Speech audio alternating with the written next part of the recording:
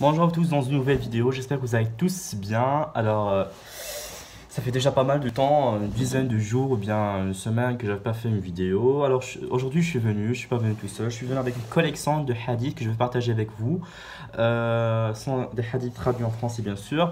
Et j'ai aimé, puis j'ai dit pourquoi pas partager des hadiths, parce que j'ai beau parler dans beaucoup de vidéos à propos des versets coraniques, mais il y a aussi, on doit avoir une connaissance à propos des hadiths. Restez dans la vidéo, puis on va parler de ces hadiths-là. Un message d'amour, de fraternité, de solidarité, d'union, de tout ce que vous voulez, de notre prophète Mohammed sallallahu alayhi wa sallam. J'aime bien dire sallallahu alayhi wa sallam plutôt que prière sur lui ou bien peace upon him, parce que parfois je le dis, mais si tu as capacité de le dire en arabe, je préfère plutôt de le dire en arabe. Alors le message d'Allah, sallallahu alayhi wa sallam, il dit: ne vous haïssez pas, ne vous enviez pas, et ne vous tournez pas le dos, et soyez frères. Un message clair et d'être vraiment solidaire. Oh les serviteurs d'Allah subhanahu wa ta'ala, il n'est pas permis à un musulman de fuir son frère, de ne pas parler à son frère musulman. Quand on dit un frère musulman, c'est-à-dire un ami ou bien un membre de la famille, au-delà de 3 jours. En fait, on dit dans le hadith, littéralement traduit, ou bien 3 nuitées, bien 3 nuits. Il n'est pas permis de ne pas parler à ton frère plus que 3 jours. Un message d'amour, vraiment. C'est un hadith qui est formidable. Et puis il y a un autre hadith, le prophète Mohammed sallallahu alayhi wa sallam, il dit: Satan a dit à Allah subhanahu wa ta'ala, le shaitan a dit à Allah subhanahu wa ta'ala, par ta puissance. Je pense si je fais pas de faute, c'est bien rizzatique parce que maintenant j'ai le hadith en français. Normalement j'ai le hadith en arabe et le verset coranique en arabe et j'essaie de traduire en français. Maintenant j'ai le hadith en français. Par ta puissance, par la puissance d'Allah subhanahu wa ta'ala, le Satan il s'adresse à Allah subhanahu wa ta'ala, il dit: par ta puissance, je ne cesserai d'égarer tes serviteurs, d'égarer l'humanité, d'égarer les gens et tes serviteurs tant qu'ils sont en vie. Donc tant qu'ils sont en vie, le Satan il existe avec nous et il essaie de nous égarer. Alors, quelle est la réponse d'Allah subhanahu wa ta'ala envers ce discours-là, ce discours satanique? Et vraiment, c'est un discours satanique, parce qu'en fait, on a tendance à dire satanique pour une figure de style, mais là, c'est du Satan. Par ma puissance, Allah subhanahu wa ta'ala répond, dit: par ma puissance, je ne cesserai de leur pardonner tant qu'ils me demandent pardon. Wonderful, vraiment.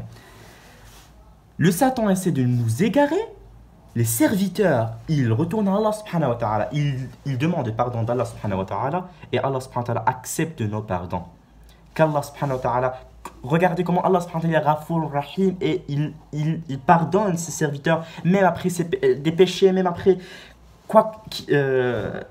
vraiment, même après c'est que le Satan fait ou bien fasse sa puissance pour les serviteurs d'Allah subhanahu wa ta'ala. Et toi qui ne défends pas ton frère, qui est humilié devant toi et que tu es capable de le défendre, écoute ce hadith-là. Le prophète Mohammed sallallahu alayhi wa sallam a dit: celui qui ne défend pas un croyant humilié devant lui, alors qu'il en est capable. Tu es capable de défendre un serviteur que tu vois. Ça peut être même une personne que tu ne connais pas, mais tu peux la défendre devant les gens. Tu leur vois s'humilier. Alors, écoutez ce qui va être. Au jour de la résurrection, le jour du jugement, Yawm al-Qiyamah, Dieu l'humiliera devant tout le monde. Il humiliera la personne qui n'a pas défendu son frère le musulman, qui le voyait être humilié. Il est capable de le défendre et il ne fait rien. Alors, Allah subhanahu wa ta'ala, le jour de Qiyamah, Yawm al-Qiyamah, il va l'humilier devant tout le monde. Maintenant, je vais vous parler d'un hadith qui parle des relations entre les hommes, entre les gens, parce qu'en islam, on a ce qu'on appelle trois huquq, haqq Allah subhanahu wa ta'ala, haqq al-ghayr et puis haqq al-nafs. En fait, littéralement, on va dire des droits, mais ce ne sont pas des droits, ce sont des responsabilités ou bien des duties. Donc, des responsabilités envers Allah subhanahu wa ta'ala, des responsabilités envers les gens et des responsabilités envers toi-même. Alors, les responsabilités envers les autres gens, dans le hadith, le prophète Mohammed sallallahu alayhi wa sallam, il dit: le musulman a 5 obligations. Bien sûr, il a beaucoup plus d'obligations, mais dans ces hadiths-là, vis-à-vis du musulman. Dans la relation entre les gens, on a 5 obligations. Bien sûr, il y a plus que 5, mais ils sont rassemblés là, juste 5. Lui rendre son salut. فإذا حييتم بتحية فحيوا بأحسن منها أو ردوها إن الله كان على كل شيء رقيبا. Quand vous entendez quelqu'un dire Assalamu alaikum, il faut le répondre en moins Alors, il dit فحيوا بأحسن منها. Alors, dites mieux que assalamu alaikum. Dites assalamu alaikum wa alaykum assalam wa rahmatullahi ta'ala wa barakatuh. Ou bien, si vous n'avez pas le temps, vous n'avez pas le temps. Vous n'avez pas le temps de dire wa alaykum assalam wa rahmatullahi ta'ala wa barakatuh. La moindre des choses, c'est dire wa alaykum assalam. Ou bien salam alaikum. Parfois, il y a des gens que j'entends, je m'entends pas très bien avec ce mec-là. S'il me dit salam alaikum, je vais pas dire salam alaikum. Mais tu me dis que salam, c'est d'Allah subhanahu wa ta'ala. Salam, c'est pas de cette personne-là. C'est pas quand tu dis salam alaikum à cette personne-là que tu lui donnes de la valeur à cette personne-là. Mais parce que Allah subhanahu wa ta'ala, dans le Coran, il nous dit lorsque quelqu'un vous donne, vous dit salam alaikum, il faut le répondre parce que c'est un haqq d'Allah subhanahu wa ta'ala avant d'être un haqq des autres personnes. Deuxième obligation, c'est lui rendre visite quand il tombe malade. Ça renforce encore une fois la solidarité, hein, l'esprit du bélanguer, bien d'appartenir à une communauté. Lorsque tu entends, déjà c'est notre culture, c'est obvious. Lorsque quelqu'un tombe malade, alors tu lui rends visite. La troisième obligation, c'est suivre son cortège funèbre. Bien sûr, quand il meurt, quand il meurt, en fait, on a dans l'islam fardu ayn ou bien fardu kifaya. Salatul janaza, bien la prière des funérailles, c'est fardu jama'a. Je pense, fardu kifaya, pardon. Fardu kifaya, c'est-à-dire que si l'une des personnes qui connaît celui qui est décédé, alors si au moins l'une fait sa prière, alors l'obligation tombe pour les autres. C'est-à-dire ce n'est plus obligé pour les autres de faire la prière. Mais pourtant, c'est ça ce qu'on appelle fardu kifaya ou bien de suffisance. L'obligation de suffisance, c'est-à-dire il suffit qu'une personne fasse cet acte-là. Mais c'est bien de participer à la prière d'al-janaza, mais dans la salat al-janaza, surtout quand c'est une personne qui est aimable, c'est une personne qui est adorable, c'est une personne que tu as de bonnes relations, une personne pieuse, pourquoi pas ne pas participer dans la salat al-janaza, notamment quand vous êtes dans la mosquée, donc que ce soit des prières obligatoires ou bien des prières de al-jumu'ah, vous entendez après la prière obligatoire, après avoir dit assalamu alaikum, après avoir fini la prière, vous entendez parfois il dit salatul janaza, c'est-à-dire c'est pas obligatoire en fait, mais vaut mieux, tu vas rien perdre, tu vas 2 ou bien 3 minutes. Quatrième obligation, répondre à son invitation. S'il t'invite, le musulman, alors c'est bien sûr si tu ne peux pas lui répondre, c'est pas grave, mais s'il t'invite avec amour et puis tu veux pas le répondre, c'est un petit peu moche. Lui dire quand il éternue, yarhamukallah. En fait, quand le serviteur il éternue, on dit pardon, alhamdulillah, louange à Dieu. L'autre qui l'écoute, il est obligé de lui dire yarhamukallah, que la paix soit sur toi. Et puis on a, s'il veut lui répondre, autre personne, on dit comment yaslah balakum, qu'Allah vous guide, vous dirige vers le bien. Je pense que je vais traduire comme ça. Maintenant, j'ai passé à une invocation qui est dans un hadith.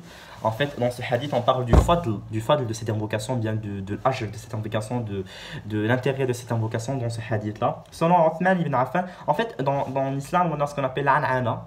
Je ne sais pas si vous le savez, c'est an. On dit. Si on essaie de la traduire en français, juste. On va dire selon. Anyway, par exemple, parce que le hadith, vous savez que le hadith, ça se transmet d'une personne à une personne, d'une génération à une génération. Alors souvent on trouve par exemple an Abi Hurayra radiyallahu anhu, Rasul sallallahu alayhi wa sallam qala. Selon Abu Hurayra radiyallahu anhu, le messager de Dieu sallallahu alayhi wa sallam, il a dit ça. Et puis parfois on trouve une série selon une personne. Alors dans ce hadith là, c'est ce qu'on appelle l'an'ana, parce que en fait c'est an, donc ça devient l'an'ana. Selon Uthman ibn Affan radiyallahu anhu, le messager d'Allah sallallahu alayhi wa sallam a dit. Écoutez ce hadith là. Et pourquoi pas ne pas l'appliquer? Pourquoi pas ne pas l'appliquer? Parce que ça va prendre pour vous 10 secondes, 8 secondes chaque jour, chaque matin. C'est trop? Oh my god, c'est trop. Si vous trouvez c'est trop, n'écoutez plus mes vidéos. Chaque fois que quelqu'un répète 3 fois de suite le matin de chaque jour et le soir de chaque nuit, 3 fois de suite, le matin de chaque jour et le soir de chaque nuit, en nom de Dieu, dans le nom d'Allah subhanahu wa ta'ala, empêche tout mal. avec le nom d'Allah subhanahu wa ta'ala, il empêche tout mal sur la terre et dans le ciel, et il est souvent bien, il est l'audient et le sage par excellence. Bismillah, alladhi la yadurru ma'a ismihi shay'un fil ardi wa la fis samai wa huwa as-sami'ul 'alim. Déjà, ça me prend 2 secondes pour le dire. Si tu le répètes 3 fois, ça fait 6 secondes et 6 secondes dans l'après-midi. Tu le dis. Parce que c'est bien. Imagine, tu te réveilles le matin et tu te dis Bismillah, alladhi la yadurru ma'a ismihi wa la fis samai wa huwa as-sami'ul 'alim. C'est une sensation vraiment. Il faut la déguster. Il faut la déguster parce que tu te réveilles le matin et tu dis ah, ce matin, rien du mal ne va m'arriver. Sauf si Allah subhanahu wa ta'ala veut du mal parce qu'il sait que dans ce mal-là, il y a du bien caché. Tu te réveilles le matin et tu dis Bismillah, au nom de Dieu, dont le nom empêche tout mal sur terre et dans le ciel. Il est l'audient et le sage par excellence. Il écoute toutes nos invocations. Que c'est formidable, vraiment, mes frères musulmans et mes sœurs musulmanes. C'est facile de le faire, mais souvent, on n'a pas le temps de le faire. On n'a pas le temps. Arrêtez de vous trouver des excuses quand même. Un autre hadith qui est beau. D'ailleurs, tous les hadiths sont beaux. Mais là, celui-là, il est un petit peu spécial. En fait, quand j'entends... Moi, personnellement, je ne sais pas si vous partagez la même opinion, mais quand j'entends un hadith qui parle de la miséricorde d'Allah subhanahu wa ta'ala, de rahmat Allah subhanahu wa ta'ala, ça me relaxe, ça me soulage. Comme le verset coranique que je répète beaucoup de fois parce que j'adore dans la sourate de Zumar,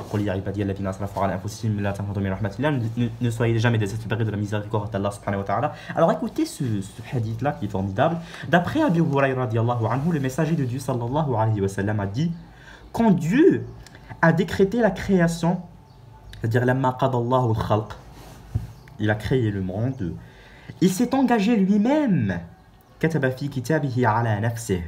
Il s'est engagé lui-même en écrivant dans son livre. Qui repose près de lui, près d'Allah subhanahu wa ta'ala, il a écrit 1, 2, 3, 4, 5, 6, 7, je pense 6, 7 mots. Formidable. Ma miséricorde l'emporte sur ma colère. Inna rahmati taghlibu ghadabi. La miséricorde d'Allah subhanahu wa ta'ala va emporter sur la colère d'Allah subhanahu wa ta'ala. C'est-à-dire qu'Allah subhanahu wa ta'ala est beaucoup plus miséricordieux qu'il est en colère des péchés de ses serviteurs. Il pardonne les péchés parce qu'il est souvent Ghafour Rahim, il est souvent miséricordieux.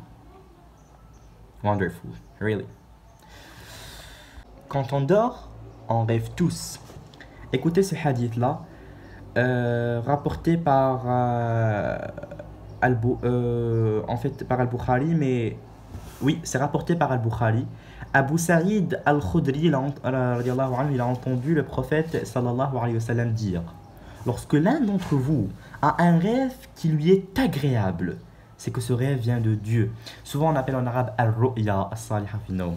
C'est que ce rêve vient de Dieu, d'Allah subhanahu wa ta'ala, qui loue Dieu. Alors, il raconte ce rêve. Il raconte parce que c'est beau. Et il dit Alhamdulillah, louange à Dieu. Mais s'il voit quelque chose qui lui soit désagréable, c'est que le rêve vient de Satan. Dans ce cas, qu'il se réfugie auprès de Dieu contre ce mauvais rêve et qu'il n'en parle à personne, alors ce rêve ne lui sera pas funeste. C'est un conseil parce que ça arrive à tout le monde et c'est bien.